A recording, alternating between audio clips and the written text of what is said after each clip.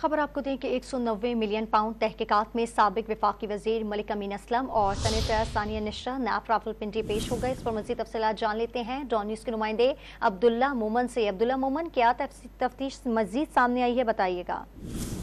जी बिल्कुल, national crime agency के जो 190 मिलियन पाउंड स्कैंडल है वो आखिरी मराहिल में है और तहकीकात जो है नए ज़राए के मुताबिक वो हतमी तौर पर आगे जा रहे हैं, जिसके बाद इस केस को एहतसाब अदालत में भेजा जाएगा, रेफरेंस जो है। लेकिन इस केस में आज साबिक वफाकी वजीर मलिक अमीन असलम और सानिया नेश्तर जो है वो पेश हो गई, जिनको नेब रावलपिंडी ने आज तलब किया था। दोनों ने 2 घंटे से जायद तहकीकात का सामना किया और उनसे नेशनल क्राइम एजेंसी के 190 मिलियन पाउंड स्कैंडल के हवाले से सवालात और जवाबात हुए।